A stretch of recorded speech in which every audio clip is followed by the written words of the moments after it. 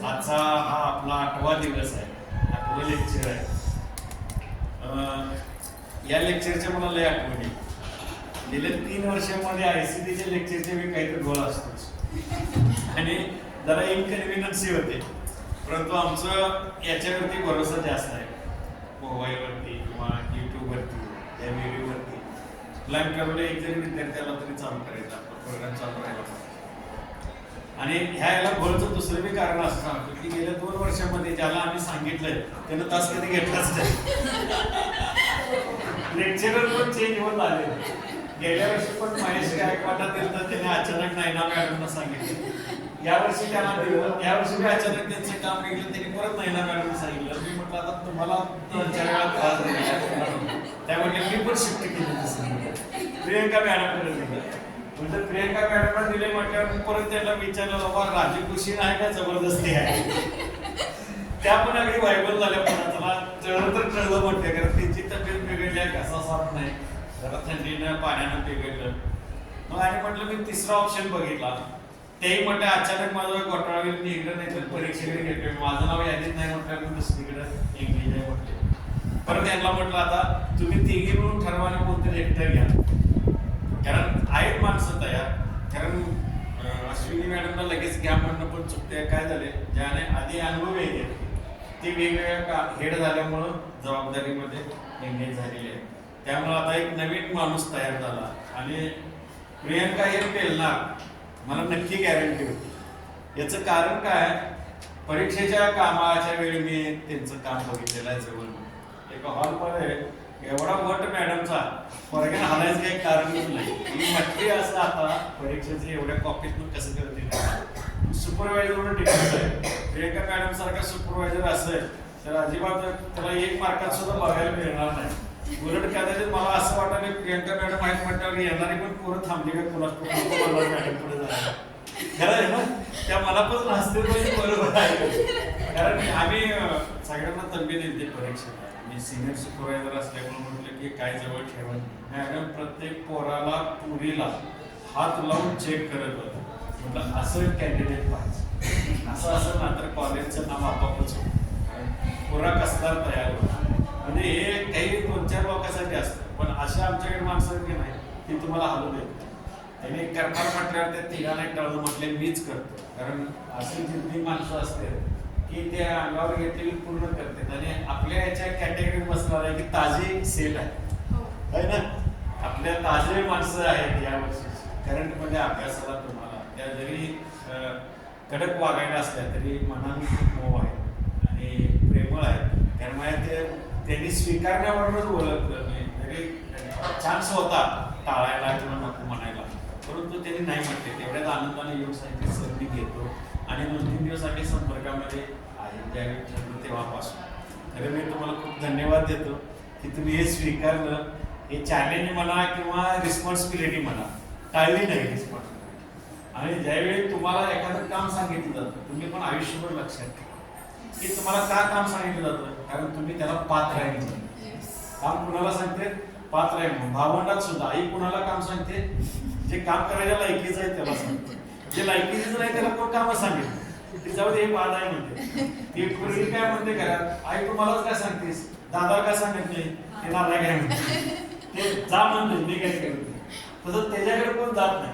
जसं एक तुम्हाला काम सांगितले की ते आपल्यावर लादलंय असं न समजता ते एक जबाबदार तुम्ही व्यक्ती आहात आणि ती जबाबदारी मॅडमने ओळखली, आमचा स्वीकार केला आणि वेळेमध्ये तुम्हाला कसं 10:30 मॅडम आलेले आहेत.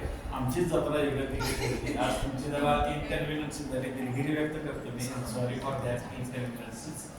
कारण A1 11 आणि A2 18 हे 2 मी ऑप्शन दिलेलेच आहेत तिथे आपल्या हॉलमध्ये, परंतु दोन्हीकडे आज एंगेज राहिले. तिकडं कार्यक्रम आहे आज रिसर्च डिपार्टमेंटचा आणि इकडं परीक्षा आहे डिस्टन्सवाल्यांची.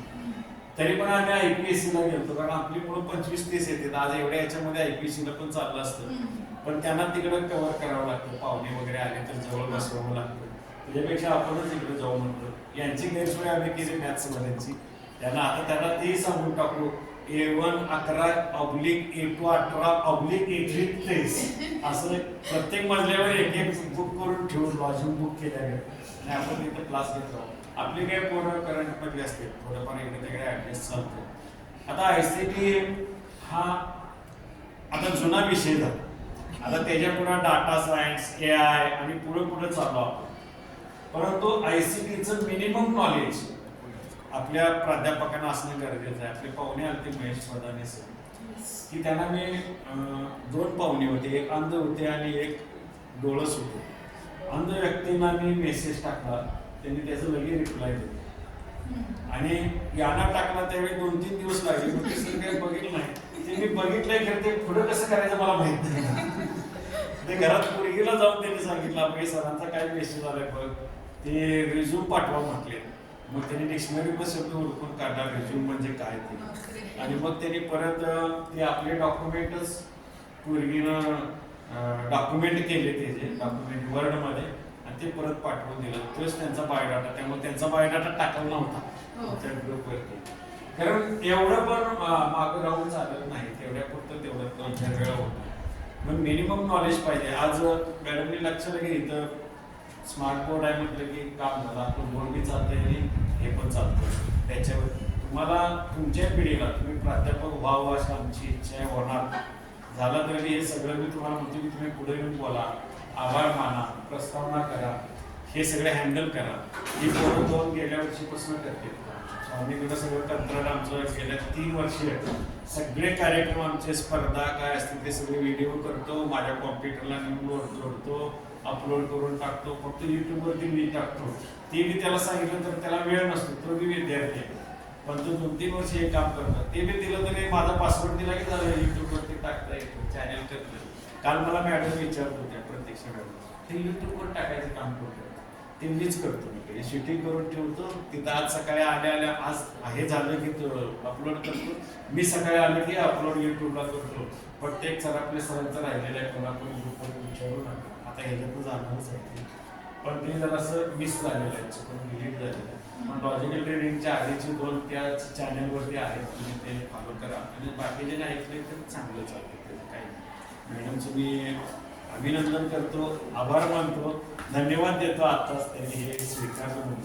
आणि आपल्या सगळ्यांच्या प्रेमाचं प्रतीक मी मॅडमना देतो. आणि तुझ्याच हस्ते ही युनिव्हर्सिटीत शिकून आली, आपल्या नेट सेटसाठी ती खास आहे. हे जे असतं तिच्या असते, तिच्या फोटो घ्या त्या कॅमेऱ्यात. सिन्सिअर आहे यावर्षी. हे 2-4 हे आलेले नाही, सगळे सिन्सिअर आहेत. यांनी एक दिवस चुकवलं नाही. म्हणजे क्लास चुकवायचा तिकडचा म्हणून इकडे येतात असं नाही, यांना सेटनेट व्हायचं म्हणूनच येते. जर मी म्हणत असलो की घरात काम लागते म्हणून पुढे शिकतात, तसा ह्यांचा प्रकार नाही. ही जरा चांगली पोर आहे. किमान 4 दिवस तर त्यांना तसं म्हणायला पाहिजे, त्याच्यानंतर बघू. पण आहेत सिन्सिअर, करतात, पहिल्यापासून आहेत. त्यांच्या हस्ते तुमचं आजचं स्वागत घेऊन आपण मी थांबतो. मॅडमचा परिचय करून द्यायला पाहिजे असं नाही, कारण बायोडाटा मी आधीच स्प्रेड केलेला आहे, तो बघा तुम्ही. आणि त्यांचं चांगली मैत्रीण तुमची होऊ शकते. त्यांच्या जवळ जाऊन तुम्ही सगळी माहिती घ्या रेसिपीचं. त्या कॉम्प्युटर ॲप्लिकेशनच्याच स्टुडंट आहेत, टीचर आहे. आणि पुढं त्यांना त्याच्यामध्ये जे शिकायचं आहे त्याला शुभेच्छा देतो. त्यांचं एज्युकेशनल गाईड आहे, अकॅडमिशियन आहेत आणि स्वभावानं खूप चांगले आहे. मला ते राऊंड वाटायचं. मॅडम वर्गात स्ट्रॉंग असते, परंतु मनानं हळवे आहे. आणि असंच राहा, तुम्ही हसला तरी छान दिसता आणि रागावलं तरी छान दिसतं. हेच हसून कायम ठेवायचं आणि आपण थोडं प्रगती करायची. त्यांच्याकडे शिकण्याचा खूप आहे, अकॅडमिकली स्ट्रॉंग आहे. आपण त्यांचा बायोडाटा पाहून आपण बी तसं काय करायचं करत राहा. थँक्यू.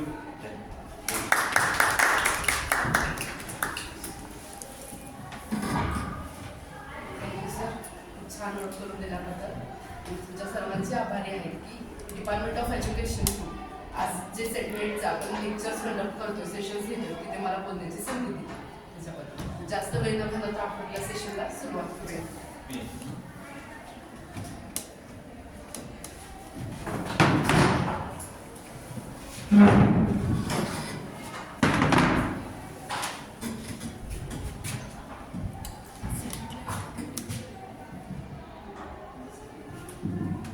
पीपीटी ओपन होते का बघूया. पीपीटी जर ओपन होत असेल तर काय सपोर्ट करत नाही.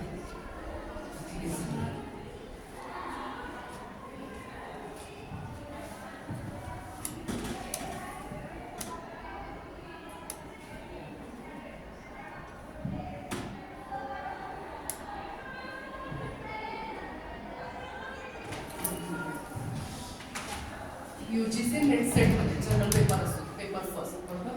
त्याच्यामध्ये 100 मार्क्सचा तो तुमचा पेपर असतो, 50 क्वेश्चन्स असतात. हे आतापर्यंत तुम्हाला बऱ्यापैकी माहीत पडले.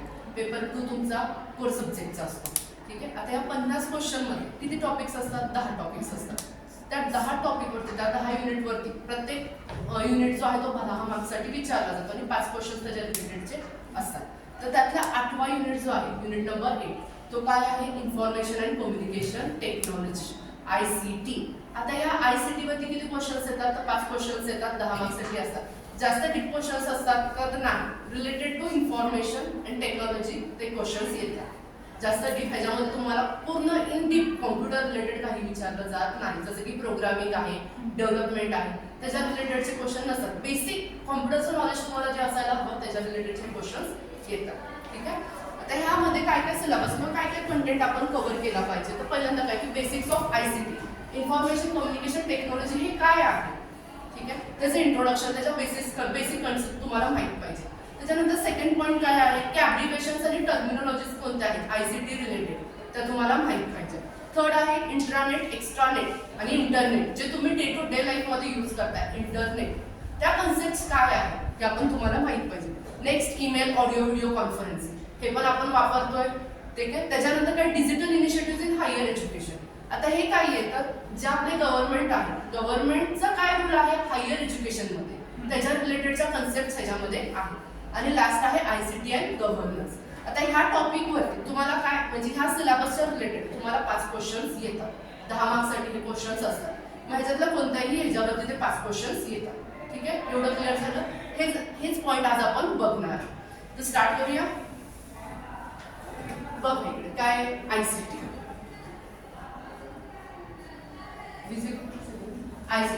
ICT म्हणजे काय आहे? सगळ्या technologies, all technologies refers to ICT. कोणत्या टेक्नॉलॉजीज?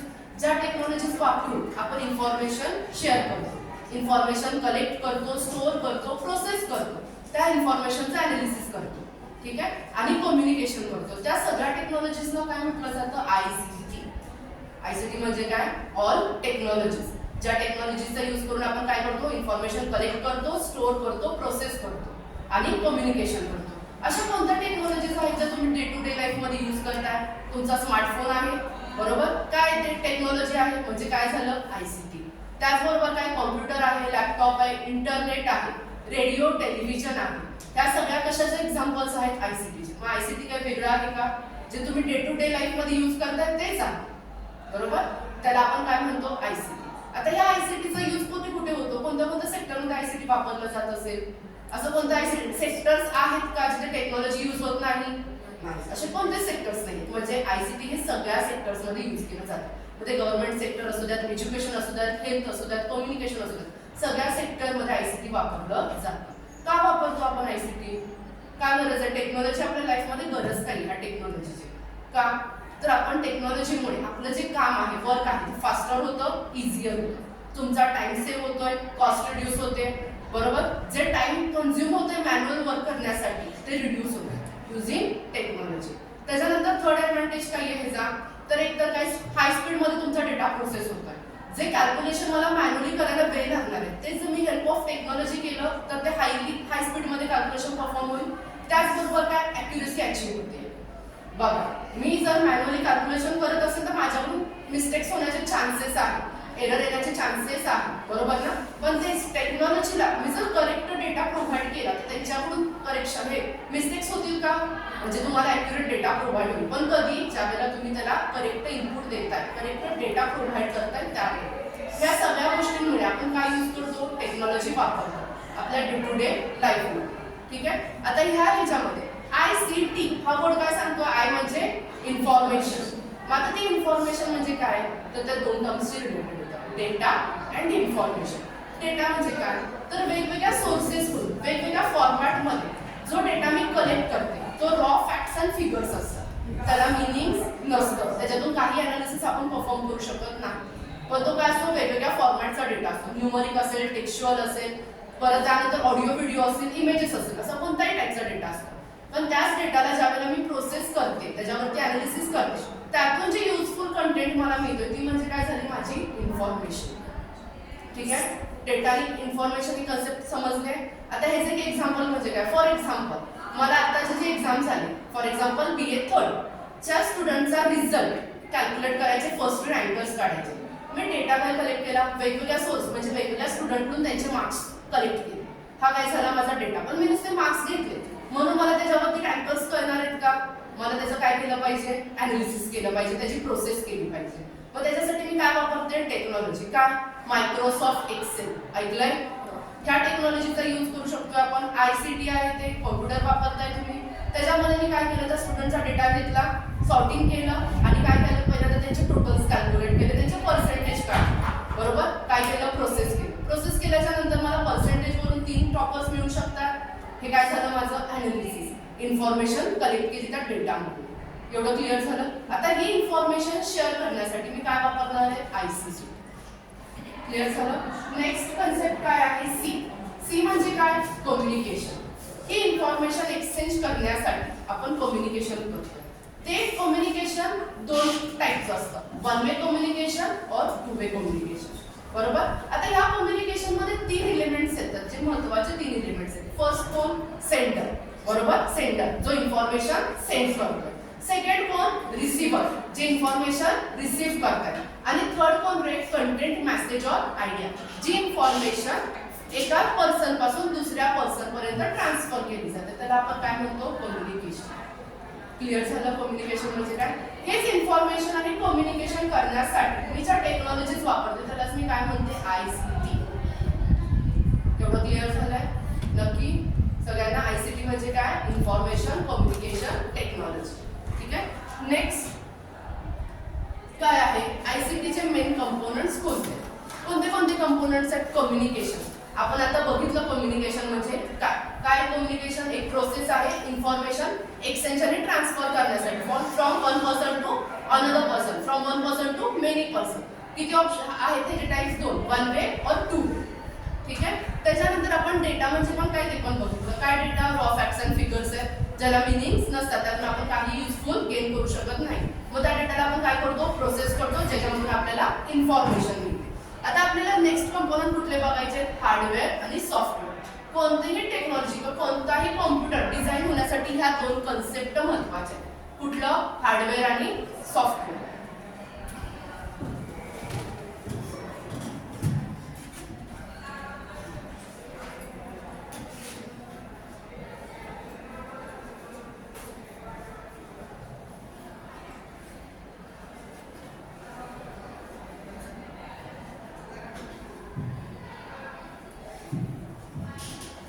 इथे दिसतं तुम्हाला.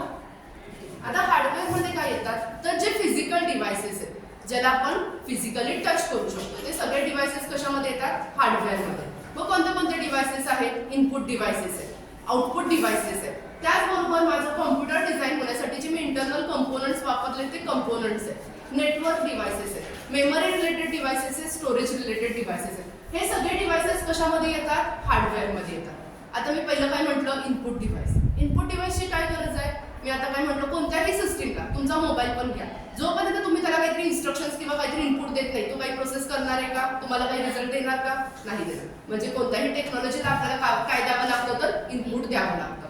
मग माझ्या मशीनला, माझ्या कॉम्प्युटरला इनपुट देण्यासाठी मी कुठले डिव्हाइसेस वापरते, इनपुट डिव्हाइसेस. मग ते डिव्हाइसेस कोणते असतात, कीबोर्ड असतो, माऊस असतो, बारकोड रीडर असतो, स्कॅनर असतो, त्याचबरोबर अजून काही जॉयस्टिक असते. असे वेगवेगळे इनपुट डिव्हाइसेस आहेत ज्याचा यूज करून आपण आपल्या कॉम्प्युटरला इनपुट देतो.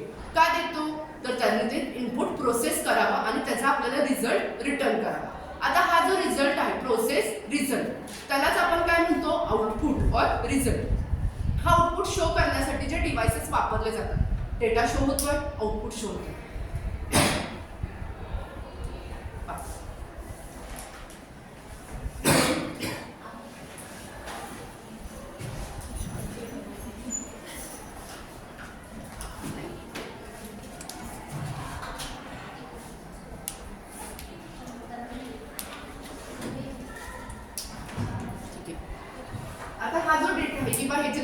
आउटपुट आहे हे शो करण्यासाठी जे डिव्हायसेस आपण वापरतो ते डिव्हायसेस कोणते झाले?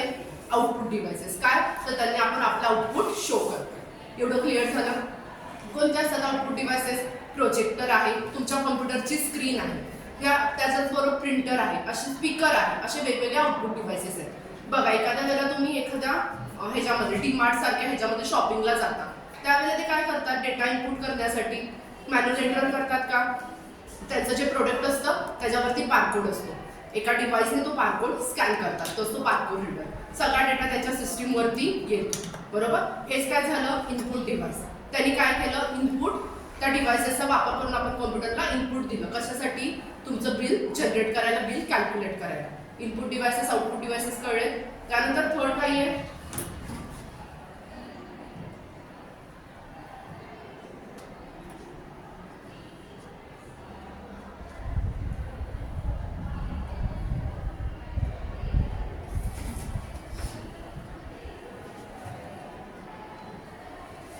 त्याच्यानंतर थर्ड काय आहे? तर मेमरी.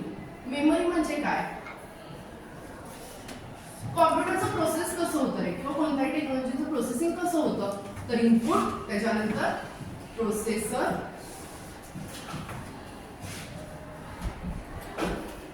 आणि आउटपुट. ठीक आहे? आता इनपुट म्हणजे काय की जे डेटा किंवा इन्स्ट्रक्शन्स मी माझ्या मशीनला दिल्या त्याला आपण काय म्हणतो? इनपुट. आता हा सर्व डेटा किंवा इन्स्ट्रक्शन्स कुणाकडे जातात? प्रोसेसरकडे. प्रोसेसर माझ्या कॉम्प्युटरचा ब्रेन. ज्याचं काम काय आहे की सगळं ते प्रोसेस करणं. आता ह्याच्याकडून प्रोसेसिंग झाल्यावरती जो रिझल्ट आहे किंवा जी प्रोसेसिंग इन्फॉर्मेशन आहे ती कुणाकडे जाणार आहे? तर आउटपुट युनिटकडे. ठीक आहे? आउटपुट युनिटचं काम काय आहे? तो डेटा शो करणं. क्लिअर? आता ह्या प्रोसेसमध्ये आपल्याला काय लागणार आहे? मी डेटा देते, इनपुट देते, इन्स्ट्रक्शन्स देते. ते सगळे स्टोअर करण्यासाठीचं काम कुणाचं आहे? मेमरीचं. बरोबर? तुम्ही ज्या वेळेला एखादा मोबाईल परचेस करायला जाता तुम्ही काय विचारता? की त्याचं कॉन्फिगरेशन काय आहे. बरोबर? सीपीयू काय म्हणजे प्रोसेसर काय आहे, तर प्रोसेसरचा स्पीड, प्रोसेसिंग स्पीड काय आहे, त्याच्यामध्ये मेमरी काय आहे, रॅम काय आहे, रॉम काय आहे, हे शब्द ऐकले? स्टोरेज किती आहे, जीबी आहे, हे सगळं तुम्ही विचारता. त्याच्यानंतर तुम्ही तो मोबाईल परचेस करता. आता त्याची गरज काय? मेमरी आणि स्टोरेजची गरज काय? आता मी कॉम्प्युटरला इन्स्ट्रक्शन्स देते, कॉम्प्युटरला डेटा देते. तो डेटा सर्व किंवा ते इन्स्ट्रक्शन्स कशामध्ये स्टोअर होणार आहेत? मेमरीमध्ये. ज्या वेळेला प्रोसेस होते आणि माझा रिझल्ट येतो तो रिझल्ट पण कशामध्ये स्टोअर होणार आहे? मेमरीमध्ये. आता कॉम्प्युटरकडे किती टाईपच्या मेमरी आहेत? 3. रॅम, रॉम आणि कॅशे मेमरी. ठीक आहे? कुठली memory? Cache memory. RAM, ROM, cache memory. RAM stands for random access memory, read only memory आणि कॅशे मेमरी. ज्या वेळेला मी पहिल्यांदा कॉम्प्युटरला इन्स्ट्रक्शन्स देते त्यावेळेला ते सगळे इन्स्ट्रक्शन्स किंवा तो सर्व डेटा कशामध्ये स्टोअर असतो? रॅममध्ये. बरोबर? आणि त्याच्यानंतर ज्या वेळेला तेच इन्स्ट्रक्शन्स रिपीट होत आहेत त्यावेळेला प्रोसेसर ते इन्स्ट्रक्शन कशामध्ये स्टोअर करतो? कॅशे मेमरीमध्ये. म्हणजे ऑल इन्स्ट्रक्शन्स कशा स्टोअर असतात? रॅममध्ये. रॅम ही प्रायमरी मेमरी आहे कॉम्प्युटरची. तुम्ही तुमचा मोबाईलचं एक्झाम्पल घ्या. ज्यावेळेला तुम्ही मोबाईलमध्ये ॲप्लिकेशन्स ओपन करता त्यावेळेला त्या मोबाईलला ॲप्लिकेशन्स एक्झिक्यूट करण्यासाठी मेमरी लागते. ती मेमरी कोणती असते? रॅम. आणि ज्यावेळेला तुम्ही सगळे ॲप्लिकेशन क्लोज करता तुम्हाला मेसेज येतो रॅम क्लिअर. दिसतं ना? म्हणजे काय की ज्यावेळेला ते ॲप्लिकेशन क्लोज केले त्याला ॲलोकेट झालेली मेमरी फ्री झाली. ठीक आहे? मग रॅम म्हणजे काय? रँडम ॲक्सेस मेमरी, जी कॉम्प्युटरची प्रायमरी मेमरी आहे ज्याच्यामध्ये सगळे इन्स्ट्रक्शन, सगळा डेटा स्टोअर होतो. ठीक आहे? आता त्याच्यानंतर सेकंड मेमरी कोणती आहे? रॉम. रॉम म्हणजे काय? तुम्ही कॉम्प्युटर वापरला असेल किंवा तुमचा मोबाईलचं एक्झाम्पल घ्या. मोबाईल चालू केल्या त्याच्यानंतर त्याची फर्स्ट स्क्रीन येईपर्यंत अशी प्रोसेस होत असेल लोडिंगची, किंवा कॉम्प्युटर पण ऑन केल्याच्या नंतर त्याची फर्स्ट स्क्रीन डिस्प्ले येईपर्यंत लोडिंगची प्रोसेस होत असेल. ती लोडिंग म्हणजे काय असतं? ऑपरेटिंग सिस्टीमच्या ज्या फाईल्स असतात त्या त्याच्यामध्ये लोड होत असतात. ते ऑपरेटिंग सिस्टीमच्या फाईल्स कशामध्ये असतात? रॉममध्ये. म्हणजे रॉममध्ये माझा कुठला डेटा स्टोअर असतो? Booting related data. जो ऑपरेटिंग सिस्टीमच्या फाईल्स आहेत ते सगळ्या कशामध्ये स्टोअर राहतात? रॉममध्ये. आणि कॅशेमध्ये काय स्टोअर असतं? जे इन्स्ट्रक्शन्स मी रिपीटेडली यूज करते किंवा सारखे सारखे कॉम्प्युटरला ते इन्स्ट्रक्शन्स देते ते कॉम्प्युटर किंवा प्रोसेसर कशामध्ये स्टोअर करतो? कॅशे मेमरीमध्ये. क्लिअर झालं? 3 मेमरी कोणत्या आहेत? रॅम, रॉम आणि कॅशे. ह्याच्यामध्ये सगळे इन्स्ट्रक्शन, सगळा डेटा स्टोअर असतो. जे रिपीटेड होणारे इन्स्ट्रक्शन्स आहेत ते कॅशे मेमरीमध्ये स्टोअर असतात आणि ह्याच्यात काय स्टोअर असतो? बूटिंगचा डेटा. ठीक आहे? ऑपरेटिंग सिस्टीम रिलेटेडच्या ज्या फाईल्स आहेत त्या कशा स्टोअर असतात? कॅशे मेमरीमध्ये. आता हे जे टाईप्स आहेत त्या टाईप्सवरती ॲब्रिव्हिएशन रिलेटेड, फुल फॉर्म रिलेटेडचे क्वेश्चन्स येऊ शकतात. आता रॉमचे टाईप किती आहेत? 3 आहेत.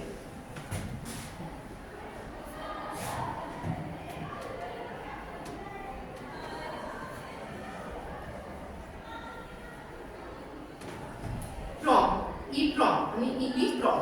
आता ह्या दोघांमधला आधी फरक बघूया, रॅम मधला आणि प्रॉम मधला. माझ्या रॅम मध्ये काय स्टोअर्स आहे, माझा डेटा आणि इन्स्ट्रक्शन्स, पण तो कधीपर्यंत स्टोअर राहतो, जोपर्यंत माझं डिव्हाइस किंवा माझं जे मशीन आहे ते ऑन आहे. एकदा मी ते डिव्हाइस किंवा मोबाईल स्विच ऑफ केला, त्याच्यात सगळा रॅम मधला डेटा इरेज होतो. म्हणजे रॅम मध्ये डेटा परमनंटली स्टोअर राहतो का? नाही. कधीपर्यंत स्टोअर राहणार आहे? जोपर्यंत तुम्ही त्याच्यावरती काम करताय, ते ऍप्लिकेशन ओपन आहे, तुमची मशीन ऑन आहे, तोपर्यंत ह्याच्यामध्ये डेटा स्टोअर राहणार आहे. एकदा मशीन ऑफ केली, डेटा इरेज झाला. पण रॉमचं तसं नाहीये. ऑपरेटिंग सिस्टीमच्या फाईल ह्याच्यामध्ये परमनंटली स्टोअर राहतात. जरी तुम्ही मशीन ऑफ केली तरी पण ह्याच्यातला डेटा इरेज होत नाही. आता त्याचे एक्झाम्पल्स कोणते आहेत? टाइप्स कोणते आहेत? प्रॉम, EEPROM, EEPROM. Programmable read only memory, erasable programmable read only memory, electronically erasable programmable read only memory. असे 3 टाइप्स आहेत. आता ह्याच्यावरती जास्त डीप क्वेश्चन्स येत नाही का, फक्त काय विचारले जाऊ शकतात त्याचे फुल फॉर्म्स, त्याचे ॲब्रिव्हिएशन्स काय आहेत. ठीक आहे, एवढं क्लिअर झालं. रॅमचे पण 2 टाइप येतात, SRAM आणि DRAM. SRAM म्हणजे काय? स्टॅटिक रॅम, आणि सेकंड काय आहे DRAM म्हणजे डायनामिक रॅम. असे त्याचे पण किती टाइप्स आहेत? 2 टाइप्स आहेत.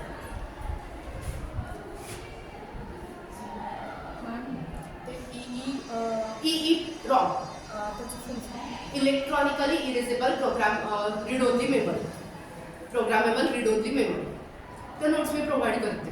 नोट्स आहेत माझ्याकडे, सगळं कंटेंट आहे ते तुम्हाला मी देते ना. ठीक आहे, आता हे काय बघितलं आपण? मेमरी. त्याच्यानंतर अजून एक काय असतं रे? स्टोरेज. स्टोरेजमध्ये डेटा परमनंटली स्टोअर होतो. तुमच्या मोबाईलला पण स्टोरेज असतं, रॅम असतं.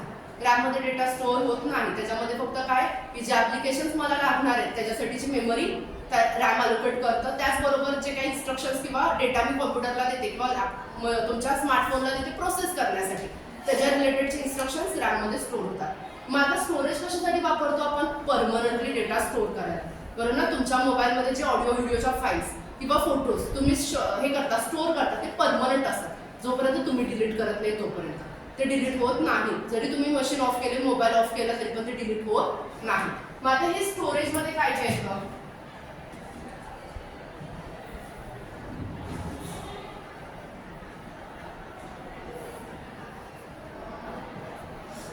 मी नाव ऐकले?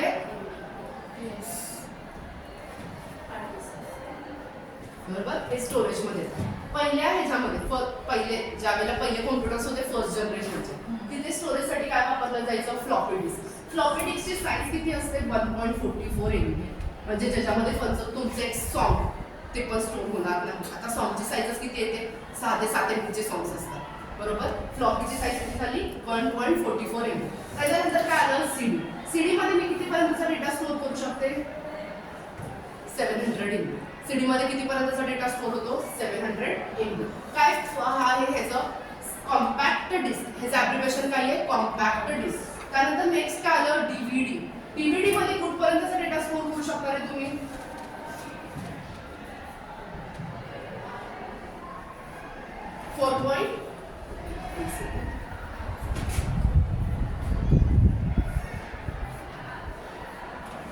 4.7 GB पासून ते 8.5 GB. आता DVD वरती कसं राहतं? जर ते सिंगल लेअर असेल तर ते 4.7 GB पर्यंतचा डेटा स्टोअर करतात. जर डबल असेल तर ते 8.5 GB पर्यंतचा डेटा स्टोअर करतात. म्हणजे DVD बघितली असेल तुम्ही त्याला 2 साईड्स असतात. एका साईडला डेटा स्टोअर होत असेल तर ते सिंगल लेअर आहे, दोन्ही साईडला पण डेटा स्टोअर होत असेल तर ते डबल लेअर आहे. ठीक आहे, आता ह्या DVDचा फुल फॉर्म काय आहे? The digital versatile disc. हे असे त्याच्यावरती ॲप्लिकेशन्स रिलेटेडचे क्वेश्चन्स येऊ शकतात.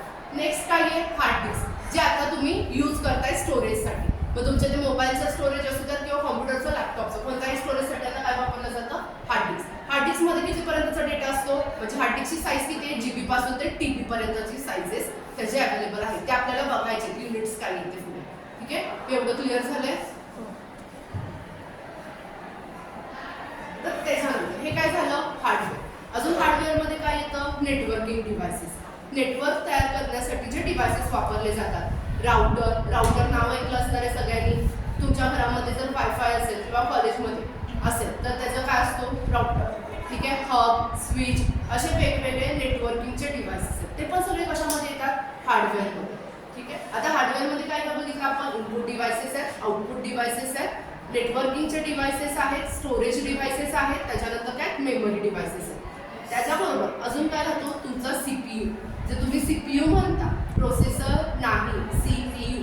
प्रोसेसर त्याचा इंटरनल कंपोनंट आहे. आता तो प्रोसेसर बनवण्यासाठी पण वेगवेगळे कंपोनंट्स वापरले जातात. जसा असतो मदरबोर्ड. त्या मदरबोर्डवरती बाकीचे कंपोनंट्स माउंट केलेले असतात. रॅम म्हणा, रॉम म्हणा, सीमॉस सेल असतो, कूलिंग फॅन असतो, प्रोसेसर असतो, SMPS असतो. हे सगळे कंपोनंट्स त्या ह्याच्यावरती मदरबोर्डवरती माउंट केले जातात. हे सगळे डिव्हायसेस म्हणजे काय झालं, हार्डवेअर. काय झालं, हे सगळे कंपोनंट्स म्हणजे हार्डवेअर. आता त्याच्यानंतर नेक्स्ट कंपोनंट आपण कोणता बघणार आहे, सॉफ्टवेअर. तर सॉफ्टवेअर म्हणजे काय, तर मला काय इनपुट द्यायचं आहे हे तरी माहिती आहे, डिव्हायसेस कोणते आहेत ते तरी माहिती आहे, बरोबर. आता हार्डवेअर म्हणजे फिजिकल डिव्हायसेस आणि सॉफ्टवेअर म्हणजे सेट ऑफ इन्स्ट्रक्शन्स और कमांड्स, जे कॉम्प्युटरला काय सांगतं की हा टास्क कसा एक्झिक्यूट करायचा, how to perform a task, हे कोण सांगतं, सॉफ्टवेअर. असे वेगवेगळ्या टाइप्सचे सॉफ्टवेअर, 3 कॅटेगरीज येतात सॉफ्टवेअरच्या, सिस्टीम,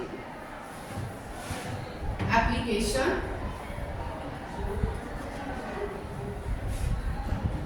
आणि युटिलिटी. किती कॅटेगरीज येतात सॉफ्टवेअरमध्ये, 3. कुठल्या कुठल्या आहेत, सिस्टीम आहे, ऍप्लिकेशन आहे, युटिलिटी आहे. अशा 3 कॅटेगरीजचे सॉफ्टवेअर येतात. तुम्ही शॉपमध्ये जाऊन ज्यावेळेला एखादा न्यू मोबाईल परचेस करता, ते फक्त एक डिव्हाइस असतं, त्याच्यावरती काही प्रोसेस होते का, मग काय करतो तो जो शॉपकीपर आहे म्हणजे ज्याचा ओनर आहे त्या शॉपचा, तो त्या मोबाईलवरती एक सॉफ्टवेअर तुम्हाला इन्स्टॉल करून देतो. ते सॉफ्टवेअर म्हणजे काय असते, तुमच्या मोबाईलची ऑपरेटिंग सिस्टीम. काय असते, ऑपरेटिंग सिस्टीम. ते ऑपरेटिंग सिस्टीम कशाच्या अंडर येते, सिस्टीम सॉफ्टवेअर. ऑपरेटिंग सिस्टीमला आपण काय म्हणणार आहे, सिस्टीम सॉफ्टवेअर, बरोबर. त्याच्याच नंतर माझे जे हार्डवेअर कंपोनंट्स आहेत, जसं कीबोर्ड आहे, माऊस आहे, हे सगळे डिव्हाइस आहेत जिथे आपण कनेक्ट करतो. कनेक्ट केल्याच्या नंतर त्याचं वर्किंग होण्यासाठी त्याच्यावरती त्याचं जे प्रोग्राम्स आहेत ते इन्स्टॉल करावे लागतात.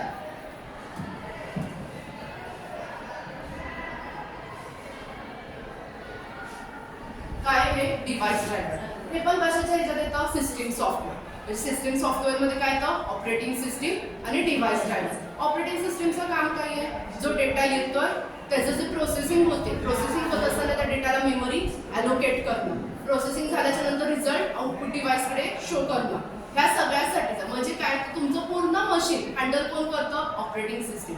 प्रोसेस मॅनेजमेंट करतं, मेमरी मॅनेजमेंट करतं, फाईल हँडलिंग करतं, हे सगळं काम कोण करतं, ऑपरेटिंग सिस्टीम. त्याच्यानंतर काय आहे, तर डिव्हाइस ड्रायव्हर्स आहेत. डिव्हाइस ड्रायव्हर्स म्हणजे काय, माझे जे हार्डवेअर्स आहेत त्या हार्डवेअर्सचं वर्किंगसाठीचा जो पार्ट असतो तो कशामध्ये स्टोअर असतो, डिव्हाइस ड्रायव्हर्स. त्याच्या रिलेटेडचे प्रोग्राम्स कशा स्टोअर असतात, डिव्हाइस ड्रायव्हर्स. हे दोन्ही कशामध्ये येतात, तर सिस्टीम सॉफ्टवेअरमध्ये. क्लिअर झालं. त्याच्यानंतर नेक्स्ट कोणतं आहे, ऍप्लिकेशन सॉफ्टवेअर. ऍप्लिकेशन सॉफ्टवेअर म्हणजे काय, की तुम्ही तुमच्या चॉईसनुसार, तुमच्या नीडनुसार जे ऍप्लिकेशन्स ह्याच्या प्ले स्टोअरवरून इन्स्टॉल करतात त्याला आपण काय म्हणतो, ऍप्लिकेशन सॉफ्टवेअर. ते कंपल्सरी आहे का, हे कंपल्सरी. ते तुम्हाला तुमच्या सिस्टीममध्ये पाहिजे. तुमच्या डिव्हाइसवरती जर OS नसेल तर तुमचं फक्त काय, तो डिव्हाइस आहे त्याच्यावरती तुम्ही काही परफॉर्म करू शकत नाही. ज्यावेळेला तुम्ही परचेस करता त्यावेळेला तो फक्त डिव्हाइस असतो. ऑपरेटिंग सिस्टीम इन्स्टॉल केल्याच्या नंतर त्याच्यावरती काहीतरी UI दिसतो, काहीतरी स्क्रीन दिसतात, बरोबर ना. पण ते जर मी नाही केलं तर त्याच्यावरती काहीही शो होणार नाही. पण तसं ऍप्लिकेशन्स आहे का, आता माझ्या मोबाईलमध्ये जे ऍप्लिकेशन्स आहेत किंवा माझ्या कॉम्प्युटर लॅपटॉपमध्ये जे ऍप्लिकेशन्स आहेत तेच तुमच्या मोबाईलमध्ये असतील का, नाही. ती कुणाची नीड आहे, माझ्या नीडनुसार मी इन्स्टॉल केलं. तसं तुमच्या मोबाईलमध्ये जे ऍप्लिकेशन्स आहेत ते तुम्ही तुमच्या नीडनुसार इन्स्टॉल करणार. ते झाले ऍप्लिकेशन सॉफ्टवेअर. आता तुम्ही बघा, मायक्रोसॉफ्ट ऑफिस ऐकलंय. मायक्रोसॉफ्ट ऑफिस काय आहे, तर ते सॉफ्टवेअर आहे. का सॉफ्टवेअर आहे, तर ते माझ्या नीडनुसारच घेतलंय. पण त्याच्यामध्ये वर्ड येतं, एक्सेल येतं, पॉवर पॉईंट येतं, सगळ्या छोट्या छोट्या ऍप्लिकेशनचा तो सूट आहे, त्यामुळे त्याला काय म्हटलंय, सॉफ्टवेअर. पण तेच ज्यावेळेला तुम्ही प्ले स्टोअरवरून फक्त वर्ड डाउनलोड करता, फक्त एखादं फोटोशॉपचं ऍप्लिकेशन डाउनलोड करता, एक्सेल डाउनलोड करता, PPT प्रेझेंटेशनसाठी पॉवर पॉईंट डाउनलोड करता, सेपरेट आहे, त्याला आपण काय म्हणणार, ऍप्लिकेशन सॉफ्टवेअर. हे दोन समजले. थर्ड काय आहे, युटिलिटी. अँटीव्हायरस ऐकलंय. अँटीव्हायरस रिलेटेड जे सॉफ्टवेअर येतात ते कशामध्ये येतात, युटिलिटी सॉफ्टवेअरमध्ये.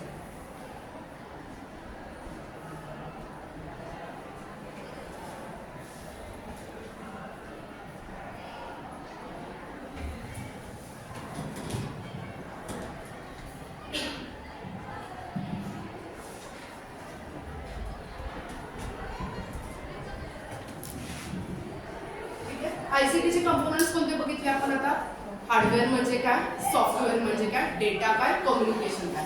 अजून एक कंपोनंट कोणता आहे, नेटवर्क्स. आता नेटवर्क्स म्हणजे काय, तर मल्टिपल कॉम्प्युटर्स और मोर दॅन 2 कॉम्प्युटर्स ज्या वेळेला एकत्र येतात, मोर दॅन 2 कॉम्प्युटर्स ज्या वेळेला एकत्र येतात. कशासाठी एकत्र येतात, कम्युनिकेशनसाठी, इन्फॉर्मेशन शेअर करण्यासाठी, रिसोर्सेस शेअर करण्यासाठी. ज्या वेळेला मी 2 पेक्षा जास्त कॉम्प्युटर्स एकत्र कनेक्ट करते युझिंग नेटवर्किंग डिव्हाइसेस, जे मी आता म्हटलं हब, स्विच, राउटर, ऑप्टिकल कॅबल्स असतात, फायबर कॅबल्स, ह्या सगळं वापरून ज्या वेळेला मी ते डिव्हाइसेस एकत्र कनेक्ट करते त्यावेळेला जे इन्फ्रास्ट्रक्चर तयार होतं त्याला आपण काय म्हणतो, नेटवर्क्स. नेटवर्क्स म्हणजे काय, की 2 or more कॉम्प्युटर्स एकत्र कनेक्ट होतात. कशासाठी होतात, तर कम्युनिकेशनसाठी, इन्फॉर्मेशन एक्सचेंज करण्यासाठी, रिसोर्सेस शेअर करण्यासाठी. त्याला आपण काय म्हणतो, नेटवर्क्स. ठीक आहे, हे 5 कंपोनंट आहेत आयसीटीचे. 5च्या 5 कंपोनंट्स क्लिअर झाले.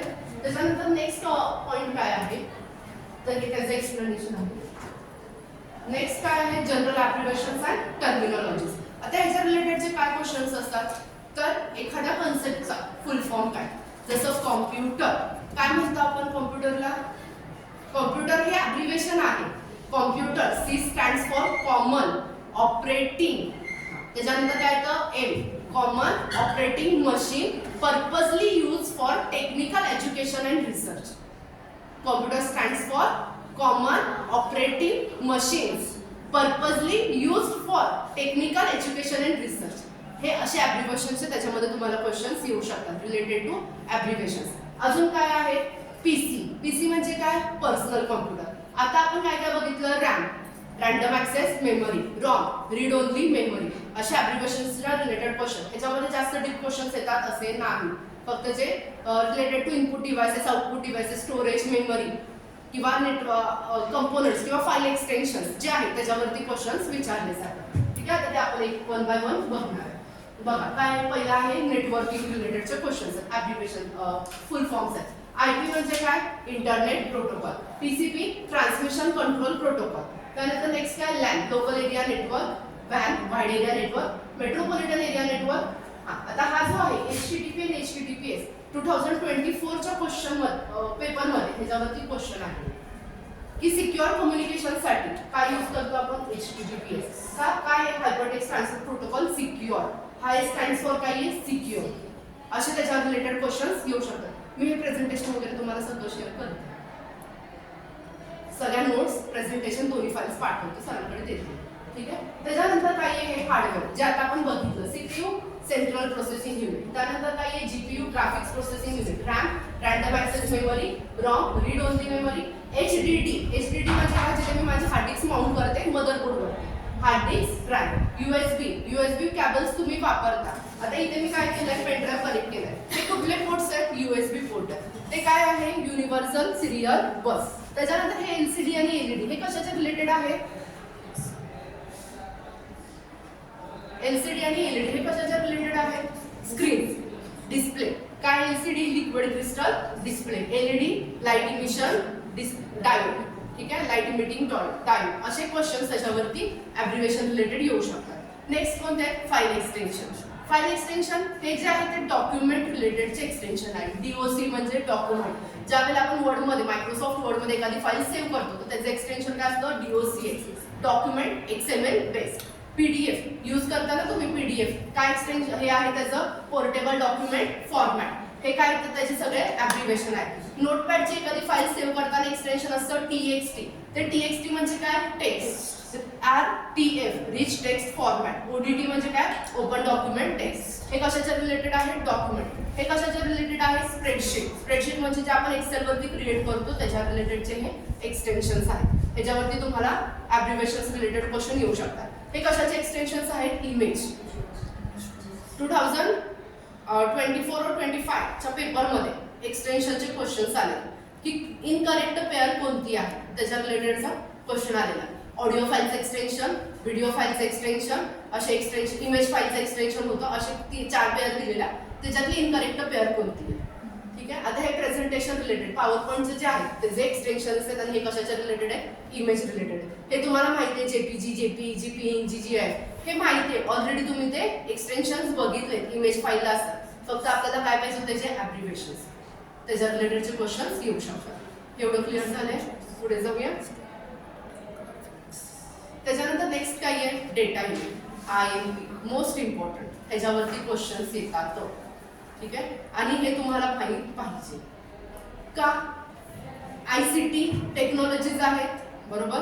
आता ह्या ज्या टेक्नॉलॉजीज आहेत, डिजिटल टेक्नॉलॉजी, बरोबर, जसं तुमचं कॉम्प्युटर म्हणा, स्मार्टफोन म्हणा, लॅपटॉप, कोणतीही टेक्नॉलॉजी डेटा स्टोअर करते, वेगवेगळ्या फॉर्मॅटचा डेटा स्टोअर करते. मग इमेज फॉर्मॅट असू द्यात, टेक्स्ट फॉर्मॅट असू द्यात, ऑडिओ असू द्यात, व्हिडिओ असू द्यात, न्यूमरिक डेटा असू द्यात. पण तो डेटा स्टोअर होताना तुम्ही जो डेटा कॉम्प्युटरला दिलाय, कॉम्प्युटर तो डेटा स्टोअर करत नाही. कॉम्प्युटर त्याला कन्व्हर्ट करतो डिजिटल फॉर्मॅटमध्ये. मग तो डिजिटल फॉर्मॅट म्हणजे काय? 0 और 1. म्हणजे मी कॉम्प्युटरला काही डेटा देऊ द्या, त्याला कन्व्हर्जन कशा करणार? तो 0 आणि 1 मध्ये. कॉम्प्युटरला फक्त हे दोनच नंबर्स माहिती आहेत, 0 आणि 1, आणि ह्यालाच आपण काय म्हणतो? बायनरी.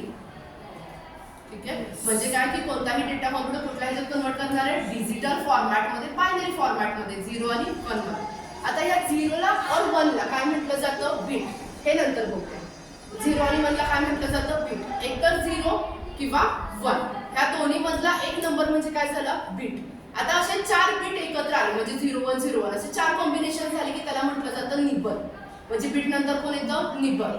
आणि तेच 8 कॉम्बिनेशन्स एकत्र आले, 8 बिट एकत्र आले की त्याला काय म्हटलं जातं? बाईट. एखादा नंबर किंवा एखादा लेटर स्टोअर करण्यासाठी कॉम्प्युटरला किती बिट लागतात? 8 बिट. म्हणजे कोणताही नंबर रिप्रेझेंट करताना तो कशाच्या फॉर्मॅटमध्ये करतो? 0 आणि 1. 8 0 आणि 1 चं सिक्वेन्स किंवा कॉम्बिनेशन एकत्र आले की एक नंबर किंवा एक अल्फाबेट स्टोअर होतो. क्लिअर? आता असंच 1024 बाईट्स एकत्र आले की काय क्रिएट होतं? 1 किलोबाईट, म्हणजेच हे KB,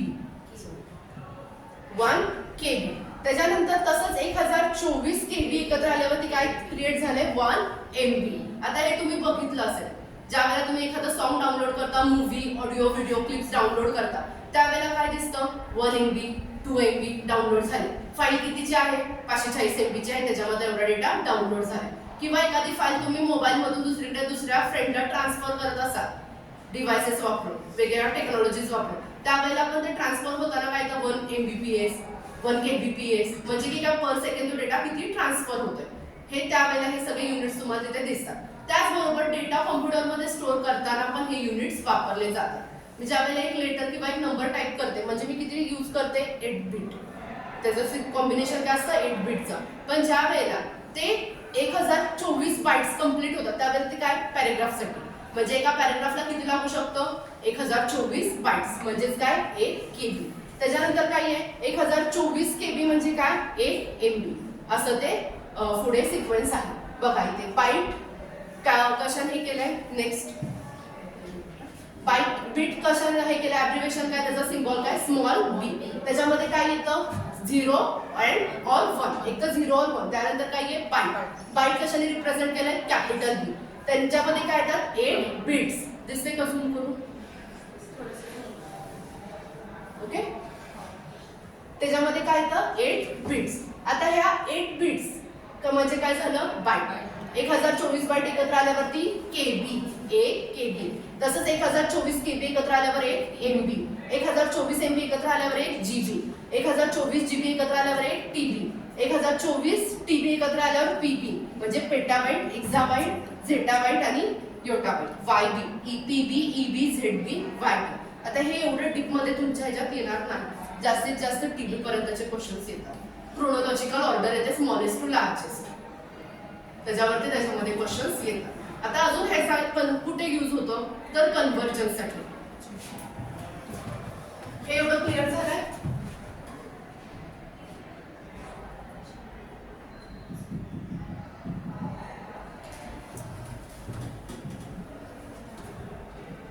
काय म्हटलं मी की कॉम्प्युटरला काही नंबर स्टोअर करायचा असेल, फॉर एक्झाम्पल मी कॉम्प्युटरमध्ये एंटर केलंय 5, पण स्टोअर करताना तू काय वापरणार आहे?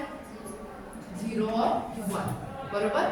मग आता ह्याच्यामध्ये तुम्हाला क्वेश्चन्स कसे येऊ शकतात? एक नंबर दिलाय, हा नंबर, ह्याचं बायनरी रिप्रेझेंटेशन काय असेल, किंवा हा बायनरी नंबर दिलाय तर त्याचं डेसिमल नंबर काय असेल, ह्याच्यावरती कन्व्हर्जनचे क्वेश्चन्स येऊ शकतात. तर त्याच्यासाठी एक शॉर्टकट ट्रिक सांगते. आता बायनरी म्हटलं किती असतं? 2 0 and 1. मग काय यूज करायचं आपण? 2. ठीक आहे. सेकंड. किती म्हटलं आपण? एक बाईट म्हणजे किती बीट? एक बाईट म्हणजे किती बीट? 8. म्हणजे किती वेळ लागणार आहे मला? 8. 0 1 2 3 4 5 6 7 8. बायनरी आहे म्हणून सगळ्याचा बेस काय येणार? 2. सगळ्याचा बेस काय येणार? 2. ठीक आहे. हा एक शॉर्टकट ट्रिक आहे. 2 रेस टू 0 म्हणजे काय असतं? 1. 2 रेस टू 1 2. 2 चा square 4 raise to 3 8 16 32 64 120 sorry 8 bit झाल्यात का बघा? 1 2 3 4 5 6 7 8 म्हणजे 0 टू 7. 8 बिट झाले म्हणजे एक बाईट झाला. आता आपल्याला काय करायचं आहे? फॉर एक्झाम्पल मी एक नंबर घेते 40. हा मी कॉम्प्युटरमध्ये एंटर केलेला नंबर. ह्याला काय करायचं आहे? कॉम्प्युटर त्याला डिजिटल फॉर्मॅटमध्ये बायनरी फॉर्मॅटमध्ये कन्वर्ट करेल. काय? 40. मला सांगा ह्यातले कोणते नंबर्स लागतील मला 40 तयार होण्यासाठी? 32 घेते. किती लागेल अजून? 32 आणि 8. ऍडिशन दोघांची 40. मग फक्त ह्या दोन्ही नंबरला 1 ठेवायचं, रिमेनिंग 0. हा झाला 40 चा बायनरी रिप्रेझेंटेशन. 40 चा बायनरी रिप्रेझेंटेशन काय आहे? 0 0 1 0 1 0 0 0. ठीक आहे. अजून एक एक्झाम्पल घेऊया. 55. हे कळाले मी काय लिहिले ते?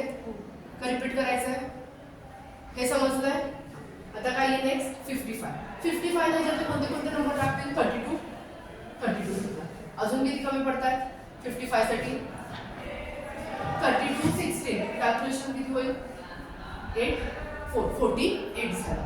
48 आणि 2 15. आता किती राहिले? 5 4 आणि 1 5. बरोबर.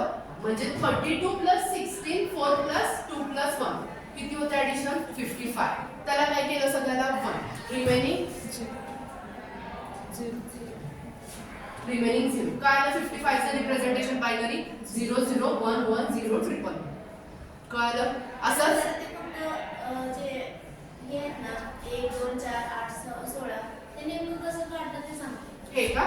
पाचशे दोन नंबरचे टाइम सेकंड हा 2 रेस टू 0 1 असतो. 2 चा 1 2 रेस टू 1 2 असतो. 2 असतो. 2 चा स्क्वेअर 2 चा वर्ग 4. 2 चा क्यूब 8 असतो. 2 रेस टू 4 16 येतं. 2 रेस टू 5 32. 2 रेस टू 6 64 आणि 2 रेस टू 7 128. हे 2 रेस टू 7 चे कॅल्क्युलेशन आहे जे काय रिप्रेझेंट करतो 128 नंबर. हे 2 रेस टू 6 आहे. 2 रेस टू 5 आहे. 2 raise to 4 2 raise to 3 2 raise to 2 चा स्क्वेअर 2 रेस टू 1 आणि 2 रेस टू 0. क्लिअर झालं? आता ह्याच्यामध्ये आपण काय केलं? डेसिमलला बायनरी नंबर मध्ये रिप्रेझेंट केलं. आज आपण नंबर तुम्हाला देऊ शकतो. ह्याचा काय करायचं आहे? डेसिमल नंबर काढायचा. बरोबर. म्हणजे हा बायनरी नंबरला कशात कन्वर्ट करायचा आहे? Decimal number. ट्रिक काय आहे?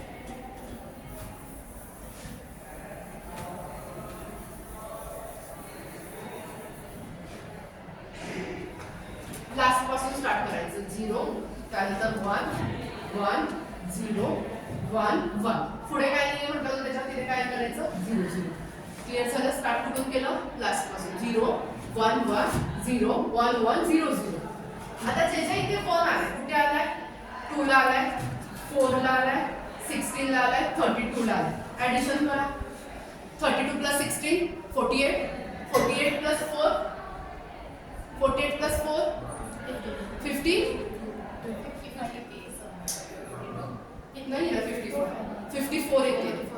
54. इथे प्लस 1 घेतला असता तर 55 आला असता.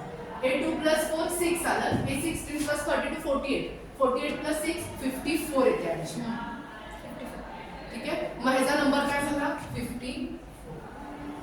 अजून एक एक्झाम्पल घेऊ.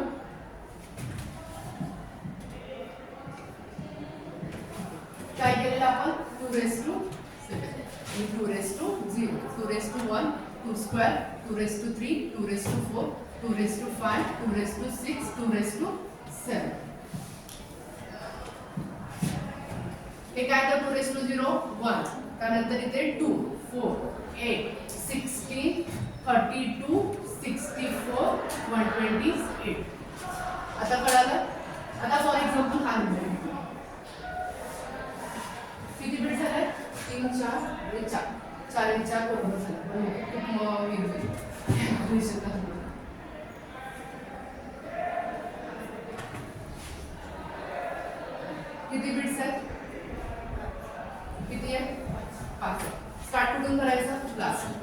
1 1 0 1 1. त्याच्या पुढे काय येईल म्हणजे रिमेनिंग 0. आता ह्या बायनरी नंबरचा आपल्याला काय करायचं डेसिमल नंबर काढायचा.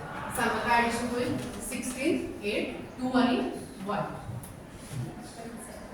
किती होते किती 27. म्हणजे ह्याचा डेसिमल नंबर काय 27. ह्याच्या रिलेटेडचे क्वेश्चन्स येतात की बायनरी नंबर दिला असेल तर त्याचं डेसिमल कन्व्हर्जन, डेसिमल नंबर दिला असेल तर त्याचं बायनरी कन्व्हर्जन. ते डिव्हाइड 2 ने डिव्हाइड करायला लागतं, त्याचा रिमाइंडर कॅल्क्युलेट करावा लागतं.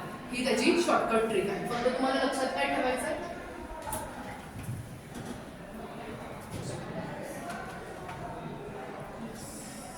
त्याच्यामध्ये तुम्ही कोणत्याही नंबरला बायनरी कोणत्याही नंबरला डेसिमल मध्ये कन्वर्ट करू शकता. ठीक आहे झालं हे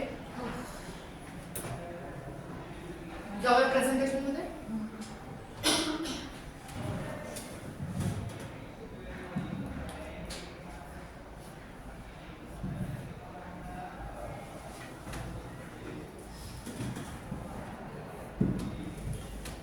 ठीक आहे हे लक्षात आले युनिट कन्व्हर्जन्स.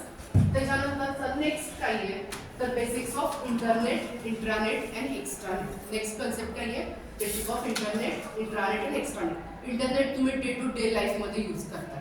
विदाउट इंटरनेट एकही दिवस जात नाही बरोबर. मग काय आहे इंटरनेट त्याच्या रिलेटेड ते बेसिक कन्सेप्ट काय आहे. इंट्रानेट म्हणजे काय एक्स्ट्रानेट म्हणजे काय ह्याच्यावरती बेसिक क्वेश्चन्स येऊ शकतात. ठीक आहे आता आपण काय बघितलेलं आहे नेटवर्क. नेटवर्क म्हणजे काय तर मोर दॅन 2 कॉम्प्युटर्स ज्या वेळेला कनेक्ट होतात युजिंग नेटवर्किंग डिव्हायसेस त्यावेळेला ते काय तयार होतं ते इन्फ्रास्ट्रक्चर म्हणजे नेटवर्क. कशासाठी तयार केलं जातं हे नेटवर्क त्या कॉम्प्युटर्सना एकमेकांबरोबर कम्युनिकेशन करता यावं, इन्फॉर्मेशन शेअर करता यावी आणि काय रिसोर्स शेअर करता यावे.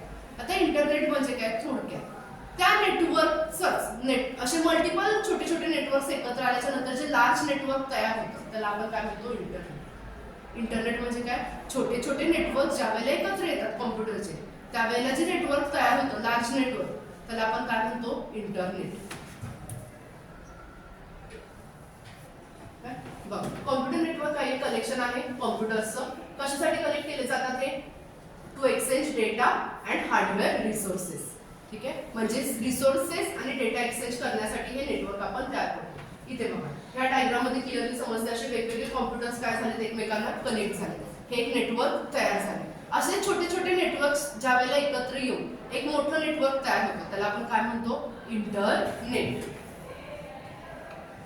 आता ह्याच्यामध्ये किती नेटवर्क्स आहेत 4 टाइप्सचे नेटवर्क्स आहेत. कॅटेगरीज किती आहेत नेटवर्कच्या 4. पॅन पॅन म्हणजे काय पर्सनल एरिया नेटवर्क. सेकंड आहे LAN local area network. Third आहे मॅन मेट्रोपॉलिटन एरिया नेटवर्क. हे आपण मगाशी ॲप्लिकेशन्स मध्ये बघितलं. आणि लास्ट काय आहे वॅन वाईड एरिया नेटवर्क. तर पॅन म्हणजे काय तुमच्या मोबाईलचं नेटवर्क जे फक्त तुमच्या पुरतं आहे त्या एका पर्सन पुरतं आहे तुमच्यासाठी ते तुमचं पर्सनल नेटवर्क आहे. ते नेटवर्क कशाच्या अंडर येतं पॅन. पॅन म्हणजे काय की तुमच्या एका डिव्हाइसचं नेटवर्क ते कशाच्या अंडर येतं पॅन. आता ज्या वेळेला एखादं ऑफिस किंवा एखादं हाऊसमध्ये जे नेटवर्क एखाद्या होममध्ये जे नेटवर्क यूज केलं जातं ऑफिसमधले कॉम्प्युटर्स कनेक्ट करायला किंवा तुमच्या घरातलं वायफाय नेटवर्क आहे. फक्त ते नेटवर्क कुणाला अवेलेबल आहे तुम्हाला. तुमचे कॉम्प्युटर्स तुमचे लॅपटॉप तुमचे मोबाईल फोन्स तुम्ही त्या नेटवर्कला कनेक्ट करू शकता. ते नेटवर्क म्हणजे काय लॅन लोकल एरिया नेटवर्क जे कशासाठी सुटेबल आहे एक ऑफिस एका घरामध्ये कनेक्शन करण्यासाठी. त्यानंतर थर्ड काय आहे man metropolitan area network. Metropolitan area network कुठलं नेटवर्क कव्हर करतं सिटी कनेक्ट करण्यासाठी.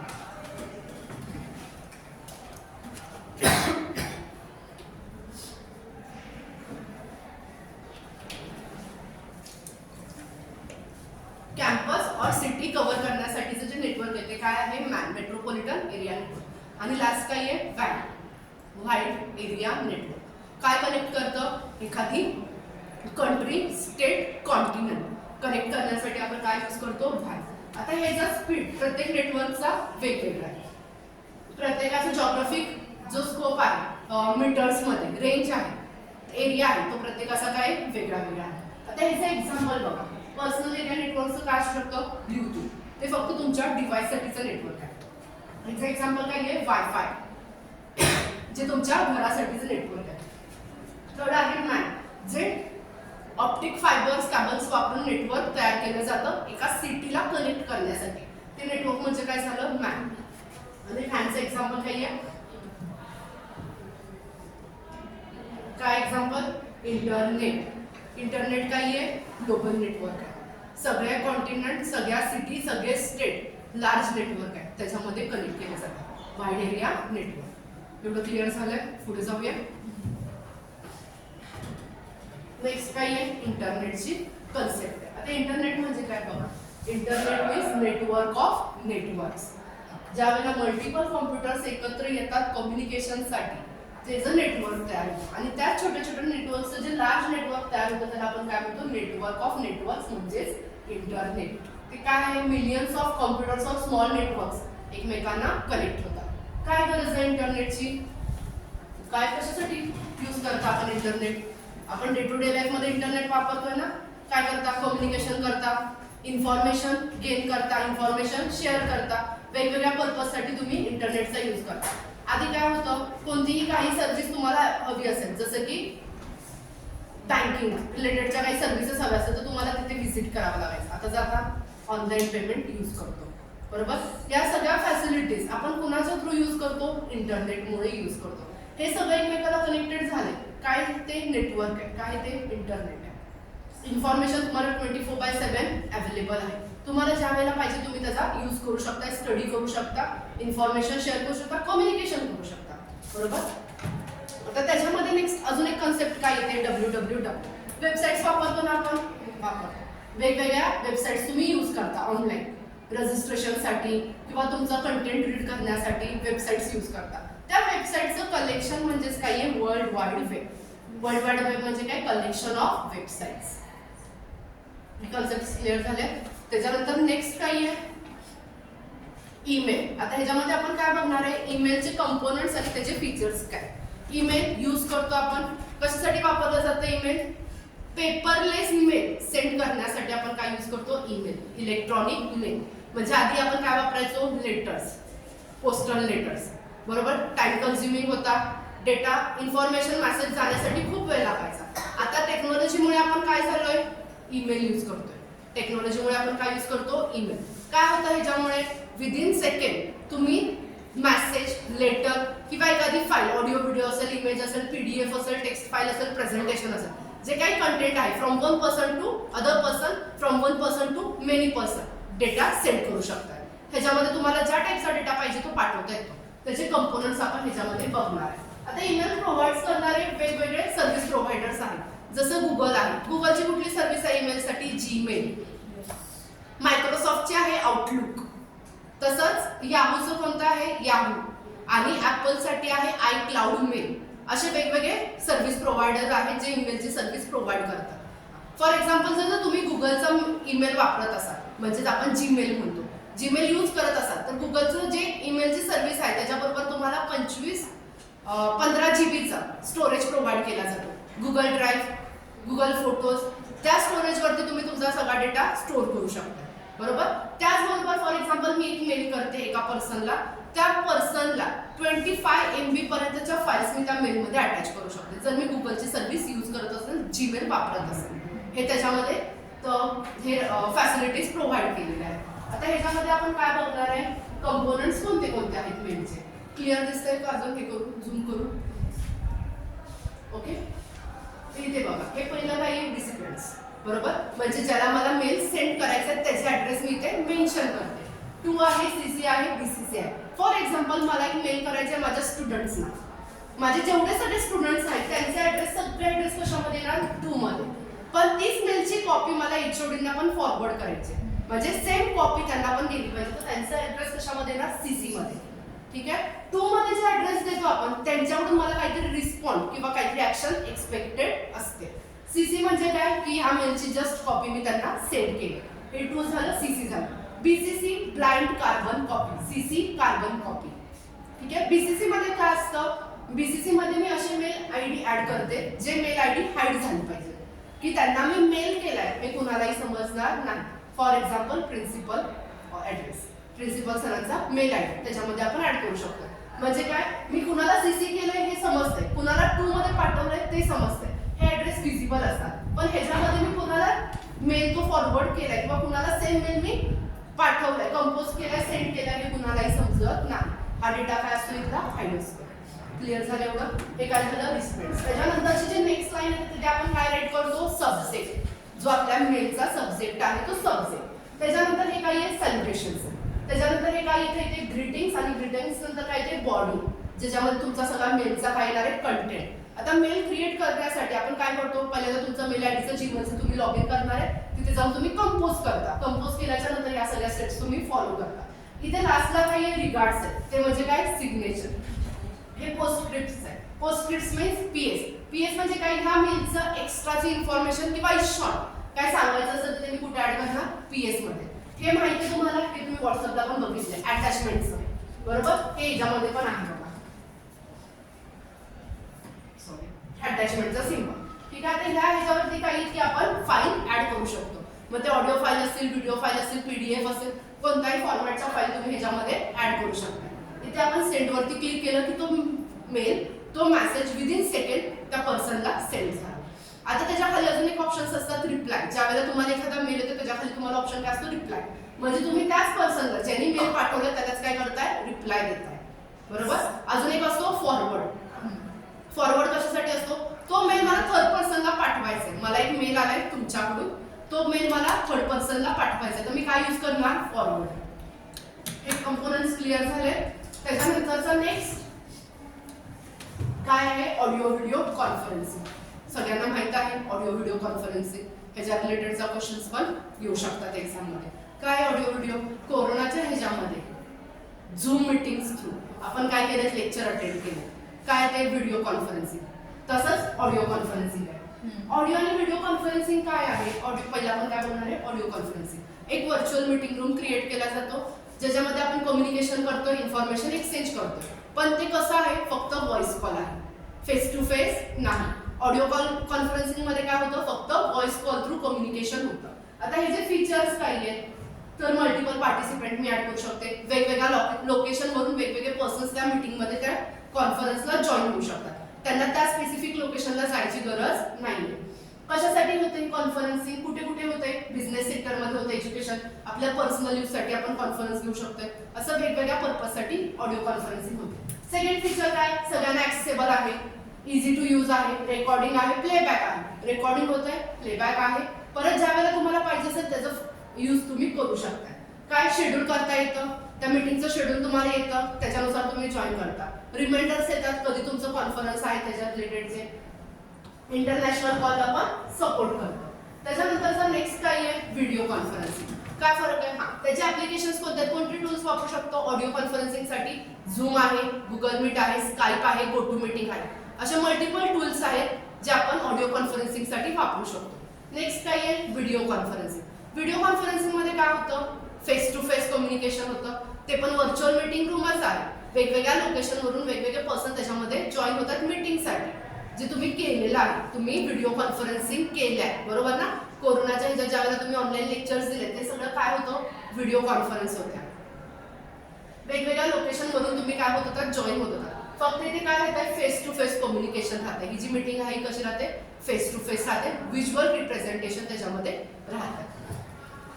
आता हे जे फीचर्स कोणते आहेत बघा, हे सगळे तुम्ही यूज केले. पहिल्यांदा ती मीटिंग शेड्यूल व्हायची, त्याचं इन्व्हिटेशन तुम्हाला यायचं मीटिंग शेड्यूल केल्याच्या नंतर. त्याच्यानंतर फॉर एक्झाम्पल मी एखादी कॉन्फरन्स घेते, मला माझा कंटेंट काहीतरी शेअर करायचं आहे तर स्क्रीन शेअर म्हणून फीचर होतं ज्याच्यामध्ये तुम्हाला प्रेझेंटेशन किंवा पीडीएफ नोट्स शेअर केला जायचा. आता हे high definition video audio quality provide करतात. काय चॅट फंक्शनॅलिटी पण आहे. तुम्हाला जर काही क्युरी असेल काही क्वेश्चन्स असेल तर तुम्ही चॅटमध्ये तुम्ही विचारायचं बरोबर आहे. त्याच्यानंतर काय मीटिंग रेकॉर्डिंग, ती मीटिंग रेकॉर्ड होऊन तुम्ही परत ती प्लेबॅक करू शकता, तुम्ही ती बघू शकता जसं तुम्हाला कन्व्हिनियंट असेल. अजून हे काय पार्टिसिपंट मॅनेजमेंट, होस्ट म्हणजे कोण ज्यांनी ती मीटिंग क्रिएट केली तो पार्टिसिपंट ऍड करून घेतोय, मीटिंग लॉक करतोय जेणेकरून अदर पर्सन त्याच्यामध्ये जॉईन होऊ नये. हे सगळे फीचर्स कशामध्ये प्रोव्हाइड केले जातात व्हिडिओ कॉन्फरन्सिंग मध्ये. ठीक आहे. आता हे जे ऍप्लिकेशन्स कोणते आहेत किंवा कोणते टूल्स त्याच्यासाठी तुम्ही वापरू शकता. झूम तुम्हाला माहिती आहे, गो टू मीटिंग आहे, त्याच्यानंतर गुगल मीट आहे, असे वेगळे ऍप्लिकेशन्स हे जे आहेत टूल्स आहेत. त्याच्यानंतर नेक्स्ट काय बघणार आपण digital initiative in higher education. ह्याच्यावरती क्वेश्चन्स पडतात. आतापर्यंत आपण काय बघितलं ICT बेसिक इन्फॉर्मेशन. त्याच्यानंतर काय बघितलं, मेन कंपोनंट्स कोणते आहेत त्याचे. त्याच्यामध्ये 5 कंपोनंट्स आपण बघितले, डेटा काय असतं, कम्युनिकेशन काय असतं, हार्डवेअर काय, सॉफ्टवेअर काय आणि नेटवर्क काय. त्याच्यानंतर आपण काय बघितलं की नेटवर्किंग रिलेटेडच्या काय कन्सेप्ट आहेत, इंटरनेट काय आहे, लॅन, वॅन, मॅन, पर्सनल एरिया नेटवर्क काय आहे. त्याच्यानंतर अजून काय बघितलं आपण की जीमेल काय, ऑडिओ व्हिडिओ काय, ह्याच्यावरती क्वेश्चन्स येतात. स्टोरेजवरती, इनपुट आउटपुट डिव्हाइसेसवरती क्वेश्चन्स येतात. आणि त्याच्यानंतर नेक्स्ट काय आहे, digital initiative in higher education. आता ही काय कन्सेप्ट आहे, तर एज्युकेशन सेक्टरमध्ये गव्हर्नमेंट इन्व्हॉल्व झाले. ठीक आहे, इंडियन गव्हर्नमेंट किंवा अदर गव्हर्नमेंट्स किंवा नॉन गव्हर्नमेंट ऑर्गनायझेशन्स एकत्र येऊन त्यांनी काय ठरवलं की एकत्र येऊन हायर एज्युकेशनमध्ये डिजिटल प्लॅटफॉर्म किंवा डिजिटल टेक्नॉलॉजीचा यूज कसा करता येईल ह्याच्यासाठी त्यांनी वेगवेगळ्या स्कीम्स लॉन्च केल्या. त्या स्कीमचा एम काय होतं, काय गरज होती त्याची, की जेणेकरून जे स्टुडंट्स आहेत किंवा जे टीचर्स आहेत त्यांनी टीचिंग आणि लर्निंग प्रोसेससाठी ICT किंवा डिजिटल प्लॅटफॉर्मचा यूज करावा, जेणेकरून त्या स्टुडंटला ते एज्युकेशन फक्त क्लासरूम पुरतं मर्यादित राहू नये. ते जे लर्निंग आहे ते क्लासरूम पुरतं राहू नये, त्याला 24/7 कंटेंट अवेलेबल असला पाहिजे. असतो इंटरनेटवरती वेगवेगळ्या वेबसाईटचा यूज करताय तुम्ही. मग ह्याच्यासाठी काय केलंय, तर इंडियन गव्हर्नमेंटने काही स्कीम्स लॉन्च केल्या, काही स्कीम्स ऍड केल्या, पोर्टल्स डिझाईन केले. ते सगळं काय झालं, डिजिटल इनिशिएटिव्ह हायर एज्युकेशनमध्ये. मग ह्याचा यूज कोण करू शकतो, स्कूल लेवलला स्टुडंट्सना यूज होतोय, post graduate, under graduate students पण त्याचा यूज करू शकतात. ठीक आहे, आता हे डिजिटल इनिशिएटिव्ह मधली फर्स्ट स्कीम काय आहे, national mission on education through information and publication technology, NMEICT. He scheme कुणी लॉन्च केली, मिनिस्ट्री ऑफ एज्युकेशनने 2009 मध्ये. ह्याचा एम काय आहे, टीचिंग आणि लर्निंग मध्ये डिजिटल प्लॅटफॉर्म यूज, टीचिंग आणि लर्निंग दोन्ही ह्याच्यामध्ये एज्युकेशन फील्डमध्ये डिजिटल प्लॅटफॉर्मचा यूज व्हावा. असे वेगवेगळे सोर्सेस आहेत, वेगवेगळे डिजिटल इनिशिएटिव्ह आहेत. त्यातला फर्स्ट आहे स्वयं. नाव ऐकलंय तुम्ही, स्वयं. काय आहे स्वयं, एक ऑनलाईन पोर्टल आहे जे कोर्सेस प्रोव्हाइड करतात. त्या courses study material, lecture, study note, quiz सगळा कंटेंट प्रोव्हाइड करतात. मग स्टुडंट आणि टीचर दोन्हीही त्याच्यावरती कोर्स कम्प्लीट करू शकतात. त्याचं जे सर्टिफिकेट आहे कोर्स कम्प्लिशनचं ते त्यांना आफ्टर एक्झाम प्रोव्हाइड केलं जातं. हे सगळं कंटेंट फ्री ऑफ कॉस्टमध्ये अवेलेबल केलं आहे कुणी, गव्हर्नमेंट. त्याच्यानंतरचं नेक्स्ट पॉईंट काय आहे, स्वयंप्रभा. स्वयंप्रभा काय, TV चॅनल्स आहेत, एज्युकेशनल रिलेटेडचे TV चॅनल्स आहेत, DTH असे मल्टिपल चॅनल्स आहेत. त्याच्यामध्ये CBSE रिलेटेडचा जो कंटेंट आहे जो 1ली ते 12वीच्या विद्यार्थ्यांना अवेलेबल आहे. म्हणजे व्हिज्युअल रिप्रेझेंटेशन दाखवलं तर तुम्हाला ती कन्सेप्ट इझिली ग्रास्प होते, त्याच्यासाठीचे ते चॅनल्स आहेत. त्याचबरोबर जे पोस्ट ग्रॅज्युएट आणि ग्रॅज्युएशन करणारे स्टुडंट आहेत त्यांच्या रिलेटेड इंजिनिअरिंग, लॉ, मेडिकल, परत हेल्थ अशा वेगवेगळ्या सेक्टर्समधला कंटेंट त्या चॅनलवरती प्रोव्हाइड केलं जातं. हे पण फ्री ऑफ कॉस्ट आहे. त्याच्यानंतर थर्ड काय आहे, NDL नॅशनल डिजिटल लायब्ररी. ह्याच्यामध्ये सगळ्या बुक्स, सगळी लायब्ररीच्या जेवढ्या तुमचं रिसर्च पेपर रिसर्च रिलेटेड असेल किंवा जर्नल्स असतील, आर्टिकल्स असतील, बुक्स असतील, हे सगळे बुक्स स्टुडंट्सना या NDL मध्ये अवेलेबल आहे या पोर्टलमध्ये. त्याच्यानंतर अजून नेक्स्ट कोणतं आहे हे तीन आपण नंतर बघूया. अजून एक काय आहे, नॅशनल अकॅडमिक डिपॉझिटरी, NAD. हे काय आहे, तर एक पोर्टल आहे ज्याच्यामध्ये तुम्ही तुमचे मार्कशीट्स, तुमचे सर्टिफिकेट्स, डिग्री सर्टिफिकेट जे काही आहे ते तुम्ही स्टोअर करू शकता, जेणेकरून तुम्हाला ज्या वेळेला ते ऍक्सेस करायचे असतील, यूज करायचे असेल, तुम्ही तिथून त्याचा ऍक्सेस घेऊ शकता. त्याच्यानंतर अजून एक काय आहे, व्हर्च्युअल लॅब. व्हर्च्युअल लॅब काय आहे, फिजिकल लॅब जर कुणाला अवेलेबल नसेल एक्सपेरिमेंट परफॉर्म करण्यासाठी तर ते स्टुडंट व्हर्च्युअल लॅबचा यूज करून एक्सपेरिमेंट परफॉर्म करू शकतात. हे सगळे इनिशिएटिव्ह डिजिटल इनिशिएटिव्ह कुणी प्रोव्हाइड केलेत, गव्हर्नमेंटने प्रोव्हाइड केले, जेणेकरून तुम्ही हायर एज्युकेशनमध्ये डिजिटल प्लॅटफॉर्म्स यूज करावे. आता हे जे तीन आहेत हे रिसर्च रिलेटेड आहे. रिसर्च रिलेटेड म्हणजे काय, जे PhD स्टुडंट्स आहेत त्यांच्यासाठीचे हे आहे, किंवा तुम्हाला जर PhD करणार असाल तर त्याच्यासाठी तुम्ही ह्या प्लॅटफॉर्मचा यूज करू शकता. पहिलं काय, शोधगंगा. शोधगंगामध्ये काय आहे, इंडियन थिसिस. जे स्टुडंट्स आहेत ज्यांनी युनिव्हर्सिटीमध्ये PhD वर्क केले त्यांचे थिसिस कशावरती अवेलेबल आहे, शोधगंगा. ठीक आहे, त्याच्यानंतर काय आहे, शोध गंगोत्री. ह्या तीनवरती क्वेश्चन्स असतात. शोध गंगोत्री जे सिनॉप्सिस किंवा रिसर्च प्रपोजल आहे ते सगळे कुठे अवेलेबल होतील तुम्हाला, शोध गंगोत्री. त्याचा काय यूज होऊ शकतो, फॉर एक्झाम्पल मला एखाद्या टॉपिकवरती रिसर्च करायचा आहे, आतापर्यंत त्या रिसर्चवरती त्या टॉपिकवरती कुठपर्यंत काम झालंय ह्याचा मी रेफरन्स घेऊ शकते, तिथून पुढे मी माझं काम चालू करू शकते. त्यानंतर नेक्स्ट काय आहे, ई शोध सेतू. 15,000 पेक्षा जास्त इंटरनॅशनल जर्नल्स आणि ई बुक्स तिथे अवेलेबल आहेत. लायब्ररी सेम लायब्ररी सारखं त्या पोर्टलवरती अवेलेबल आहेत. काय अवेलेबल आहेत? जर्नल्स, ज्याचा यूज तुम्ही तुमच्या रिसर्चसाठी करू शकता. एवढं क्लिअर झालंय? जाऊया पुढे. त्याच्यानंतरचं नेक्स्ट काय आहे? ICT and governance. आता ICT अँड गव्हर्नन्स काय कन्सेप्ट आहेत? तर गव्हर्नन्स, ई गव्हर्नन्स, इलेक्ट्रॉनिकल गव्हर्नमेंटच्या ज्या काही फॅसिलिटीज आहेत, जे फंक्शन्स आहेत, सर्व्हिसेस आहेत, ते क्लायंट म्हणजे सिटीजन्सना, गव्हर्नमेंटला, बिझनेसमध्ये आणि एम्प्लॉईजना प्रोव्हाइड करण्यासाठी ते डिजिटल प्लॅटफॉर्म वापरतात. फॉर एक्झाम्पल काय? आधी तुम्हाला पॅन कार्ड, आधार कार्ड, पॅन कार्ड किंवा birth certificate, passbook, voter ID, driving licence असं काही जरी डॉक्युमेंट्स पाहिजे असेल तर तुम्हाला कुठे जायला लागायचं? ते ऑफिसमध्ये व्हिजिट करायला लागायचं. आता काय करता? ऑनलाईन वेबसाईट्स, गव्हर्नमेंटच्या ज्या फॅसिलिटीज आहेत त्या त्यांनी आता डिजिटल प्लॅटफॉर्ममध्ये अवेलेबल केल्या. विदिन फ्यू मिनिट्स तुम्ही तिथे काय करता? ऑनलाईन ऍप्लिकेशन देता आणि तुमचं जे काही डॉक्युमेंट्स आहेत ते जनरेट होतं आणि ते तुमच्या जे काही ऍड्रेस तुम्ही प्रोव्हाइड केला असेल त्याच्यावरती ते येतं. मग हे काय? गव्हर्नन्स. ICTचा यूज झालाय त्याच्यामध्ये. तर त्याच्यामध्ये आपण काय बघणार आहे? तर 4 हे आहेत, त्याच्या कॅटेगरीज आहेत. पहिला आहे G2G, म्हणजे गव्हर्नमेंट टू गव्हर्नमेंट कम्युनिकेशन करण्यासाठी जी काय आहे ती काय आहे? G2G. त्याच्यामध्ये कशाचं इंटरॅक्शन होतं? Government to government. एक एक्झाम्पल ह्याच्यामध्ये काय दिलंय? National crime research bureau NCRB यांना क्राईम रेकॉर्डचा जो डेटा आहे तो प्रोव्हाइड करायचा आहे स्टेट पोलीस डिपार्टमेंटला. स्टेट पोलीस डिपार्टमेंट काय झालं? गव्हर्नमेंट. हे पण काय झालं? गव्हर्नमेंट. म्हणजे गव्हर्नमेंट ऑर्गनायझेशन मधून गव्हर्नमेंट ऑर्गनायझेशन मध्ये कम्युनिकेशन करायचं असेल, इन्फॉर्मेशन एक्सचेंज करायचं असेल तर जे पोर्टल्स ते यूज करतात, डिजिटल प्लॅटफॉर्म्स वापरतात, ते कशाच्या अंडर येतात? G2G. क्लिअर झालं? त्याच्यानंतर नेक्स्ट सेकंड काय आहे? G2C. G2C म्हणजे काय? Government to citizen. ज्या कोणत्या सर्व्हिसेस आपल्याला गव्हर्नमेंट प्रोव्हाइड करत आहे त्या काय झाल्या? G2C.